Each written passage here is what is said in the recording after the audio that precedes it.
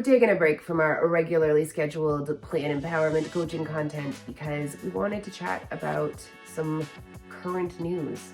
If you've been on the internet today, you've probably seen the news about Stephen Twitch Boss's untimely passing, and the internet's been hit pretty hard. And we sort of sat and started chatting, and we realized that maybe this is something that is best shared and discussed as a group. Yeah, Twitch is someone who brought a lot of joy into our household. I know he got us up and dancing on the regular for many, many years. Yeah. And it can be hard, right, to see someone who's a purveyor of joy, who is filled with light, and comprehend how they can be in so much pain to take their own life. Yeah.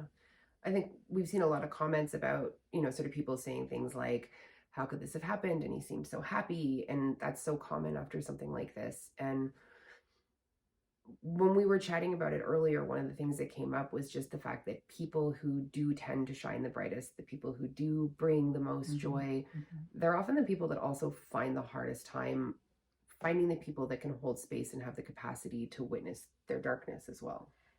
100%. Like, I can tell you, as my time as an arts and culture journalist, I interviewed so many artists, right? So many dancers, singers, performers, comedians. And so many of them struggled, right? Struggled with mental health.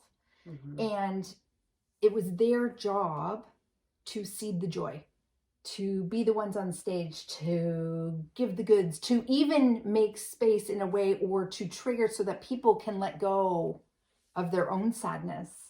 But when they tried to reach out, it was not met well. It was, stay in your lane. Wait a minute. You're the one that gives me joy. You can't break down. Like, dance, monkey, dance. You're supposed to make me laugh. Yeah. And so they really struggled to be able to share that piece. Yeah. It makes me think of back in the day, we both worked at a performing arts venue together, and we'd book these comedians, and you'd see them backstage as they were getting ready to go on and like make sure their green room was okay, whatever. But you could see the sadness behind their curtain. You could feel it. You could see it in their eyes. You could see that there was a depth to them that you don't see when they're on stage. And then they'd walk on stage and the lights would go up and they would just have people rolling in the aisles. They'd kill it. They'd be hilarious. And you would never know that that sadness existed. But having seen it firsthand, it's a deep, deep sadness. Well, I actually did some stories on that when I was at CBC. Yeah. So it was on the mental health of comedians specifically. It was for a comedy festival. And so many of them talked about their struggles. And again, it was that stay in your lane. Your job is to bring me joy. And they felt very alone. And as someone myself who I really felt for them, because I have been a performer and I've been in the public eye before, and as a broadcaster. And I am also someone who has struggled with anxiety, and I've struggled with depression. And I too felt a pressure to hold it all together, right?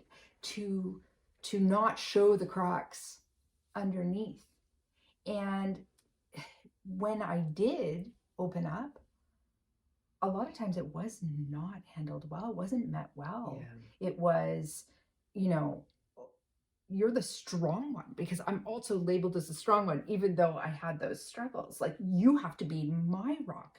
You can't break down. If you break down, what is going to happen to me? Or they even got angry. Right? Like, how dare you? And that was really hard. So I tucked it all back inside. So I get it. We're not taught, none of us, or at least not many of us, were taught how to hold space for somebody that really, really matters to us when they're going through something really hard. How to bear witness to pain, how to hold space without letting your own stuff interject with it. And it's a skill set. It's a process. And I think we all struggle with it. I still struggle with it, even though it's something that we've pretty extensively studied in my personal life. When I'm with someone that I really, really care about that's having a really hard time, I still want to fix. I still want to jump in and problem solve. I still want to figure out how I can make it feel better, make a joke, lighten the mood. And it takes a lot of intention and focus to not do that. So for people who have never had an opportunity to think about it or learn how, no wonder it's a challenge. Well, I agree. Like, it was our coaching training that helped me better understand how, oh, okay. Well, you want to know something rude? Oh. Okay. So it helped me understand how being an empathetic person, as I am, sometimes empathy, not helpful, not as helpful as compassion. Which I think is an important distinction. And certainly before we started studying coachy things, which is obviously the technical term. Yes. I did not know that they were really, truly, fundamentally different things. So say more about that. Okay, so with empathy, you are sad. I am sad. I feel you're sad. You are now sad. I now embody you're sad. Now we're both in my Now sad. we're both very sad. So what ends up happening is, a lot of times, even though it's not on purpose, I may offer advice. I may try to fix the thing. I'm doing anything to make my pain stop. Yeah. Not holding space. Whereas compassion, you're actually remove yourself a bit. You are more the witness, the watcher, right? And you are asking the question, how can I help?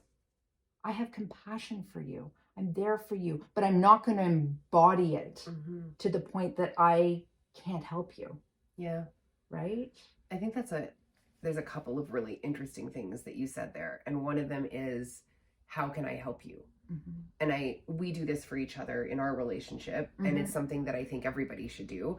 You know, if one of us has something happening, something exciting, the first question is always, do you have the capacity for me to give this to you right now? Can you handle it? Yes, no. Do you have the bandwidth? Yeah.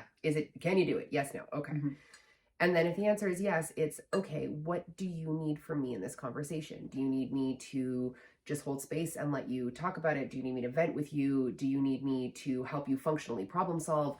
What does help look like today? Because it changes. Even with the same problem day by day, it changes what you need. And we can be honest. So I can say to staff, I can go, today is not the day. I do not want to hear how I can fix it. I don't want, you need to rage with me. We need to rage right now. I need some help. With that, I need you to be on the bus with me. I will get on the rage bus every day with you, my friend. And then other times I might be like, I just need you to listen. I just need, do you have capacity to hold this? Yeah. I need someone to witness this. I need someone to be with me in this, right? And I'm not asking you to do anything, but just be with me. Which can be the hardest thing, you know, like we said, like it's all of those things that we all do, all of that fixing and problem solving and advice giving, and like, it's not ill-intended. You're not trying to hurt. You're not trying to not be supportive.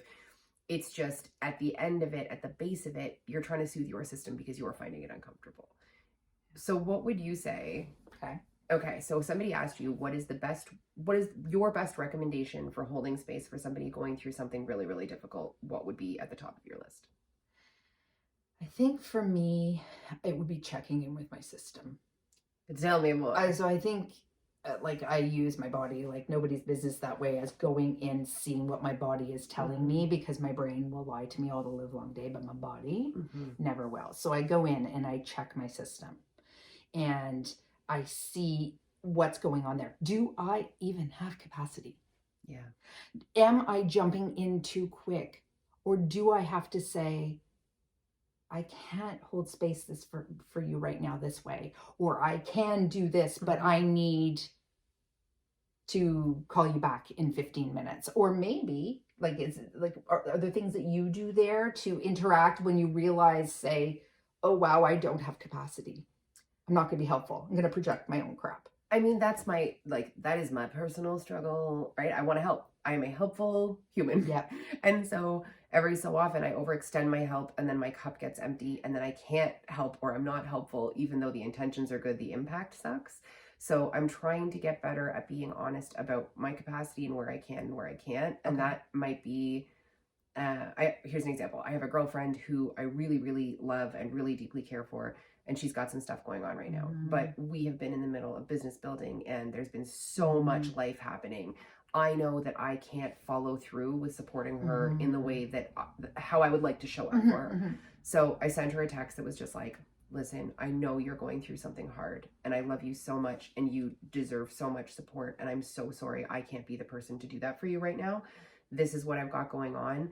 Here is where I see myself surfacing and coming Mm-hmm. out of hibernation. And I would love to see you then. And I promise this is when I will check in with you. It has nothing to do with you. I'm not upset with you.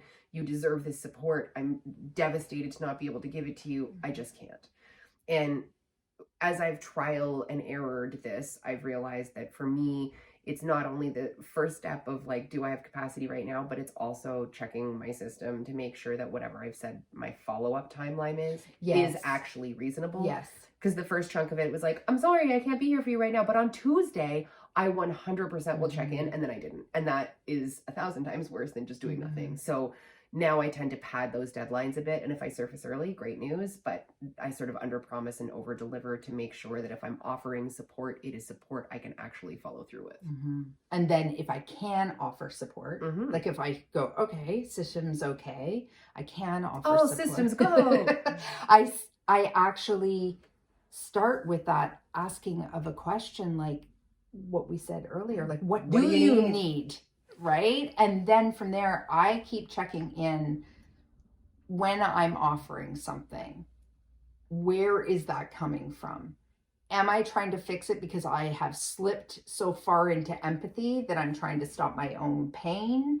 Am I feeling uncomfortable in the silences and jumping in too quickly? Because the truth is in the silence, right? The truth is totally in those places where everybody says the awkward happens, right? Like that's where if we leave people a little room to breathe, right? What's another piece that you would do, Steph?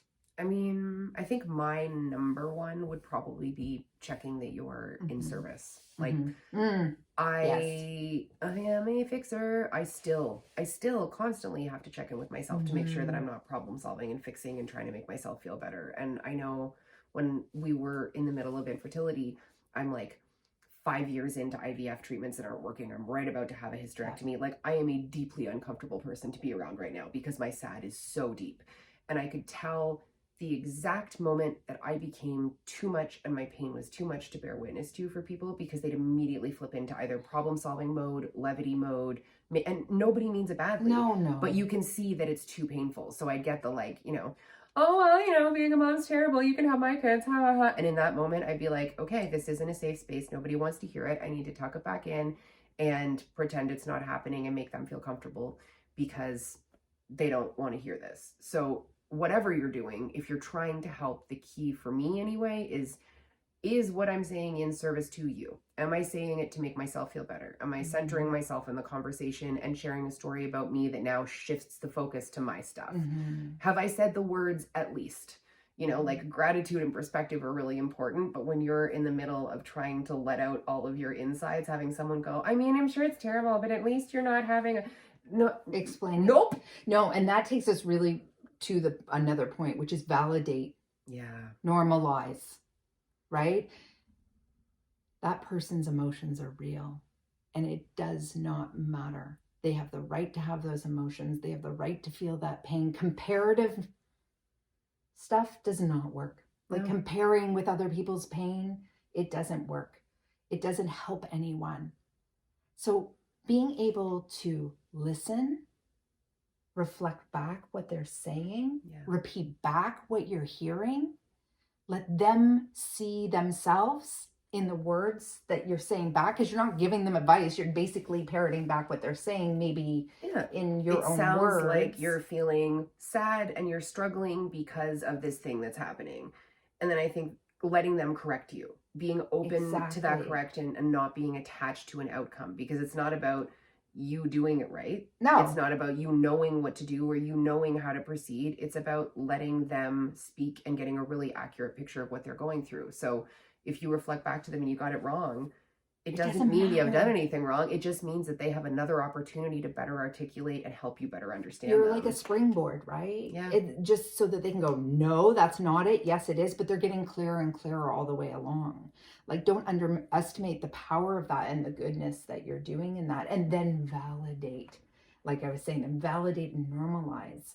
Like, wow, that sounds really hard. That makes sense that you'd feel that way. Insert emotion here, whatever it is, right? There's really great research around that with Kristen Neff and Chris Germer's Mhm. self-compassion stuff about the idea of common humanity and the value of knowing that anyone who is in your shoes in this exact same position with the same lived experience as you would likely have the same or a very similar reaction. It's not that you're broken. It's not that you've done something wrong. It's just that that's what anybody would experience in your shoes. And giving that gift to someone is so valuable. Yeah, it's so valuable. Is there another piece that you would want to share there? I'm just thinking it through. I think follow-up Yes. is a thing, you know, like just like it's important in your I don't have capacity message to be honest about your timelines.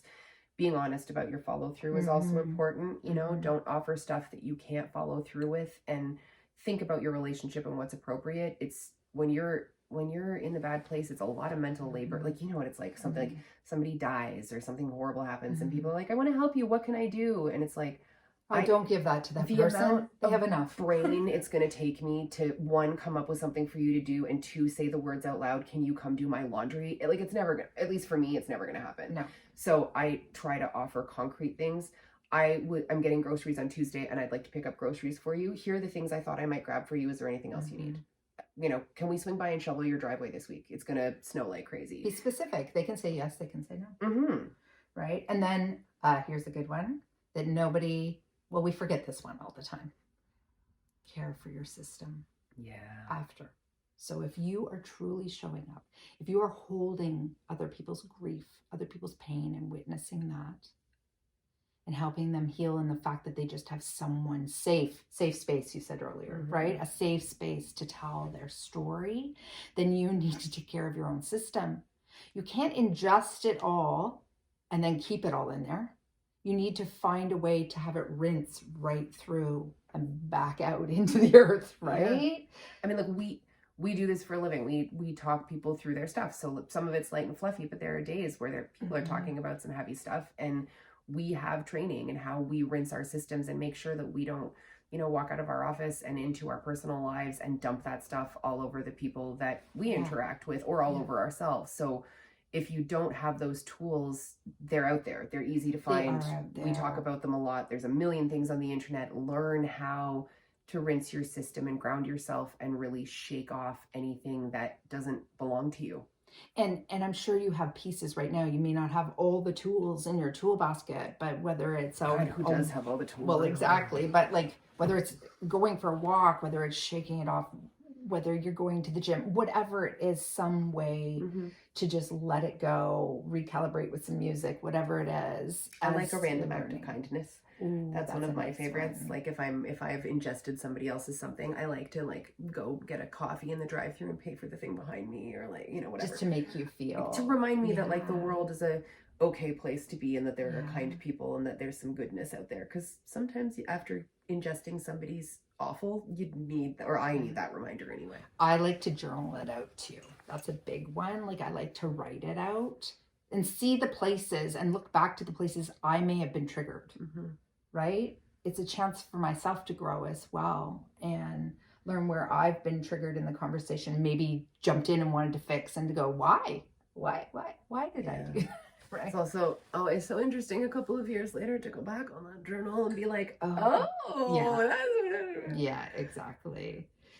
I mean, I think if people are watching this, if people are sitting here and watching us sit and chat about how you best hold space for people and how you support your people better, the reality is you are already probably an excellent friend. You are already probably somebody where your people know that you care about them, because this work, while it's deeply hard and wholly uncomfortable, anything you do to regulate your own system is 100% going to benefit every relationship you have, including the one you have with yourself. Yes. No matter what.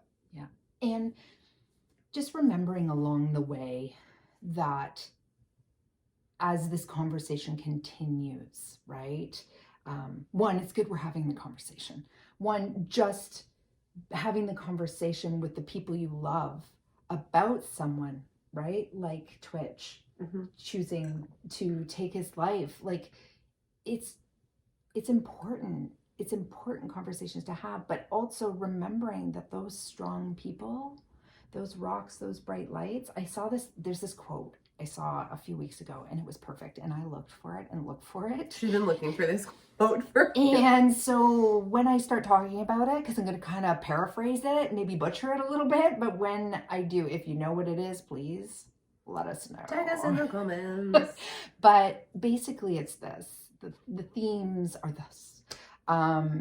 That someone who is the bright light, they are shining so bright because they have had to go through the darkness, right? If they are walking that path, that well-lit path, you know, they have been there. If they are grappling daily with grief and pain, right? They're not immune to it because they are purveyors of joy. They're more likely in the thick of it and understand what it's like for someone else to be in pain and wanting to alleviate that for others, right? And strong people deserve to have people too. All people. Yeah, people need people. And right? Just because you are someone who projects as much joy and light into the world as your system allows does not mean that you don't have your own stuff. No. Clearly, I have eloquently restated that quote for you. Joyful people have stuff too. Put it on a coaster. Perfect. That's a t-shirt. It's perfect. That's a t-shirt. So well, we've linked some suicide prevention resources in our bio and in the comments. And if you are struggling or if somebody you love is struggling, please reach out and seek help, whether that's a therapist, whether that's a friend, whether that's a hotline. There are people who want to hear you and there are people that want to support you and you deserve that support. So please, please, please reach out if you need it. And thank you so much for sitting with us in this conversation, you know, under the holiday twinkle lights with some really deep thoughts, right? We appreciate you showing up. And if we might make a suggestion on how we all shake off this particular conversation, I personally think that we should have in honor of Twitch dance party. It seems appropriate. Sounds like a plan. I'm on it. So that's what we're going to go do right now. Dance it off, people. Yeah. We'll see you next time. Take care of you.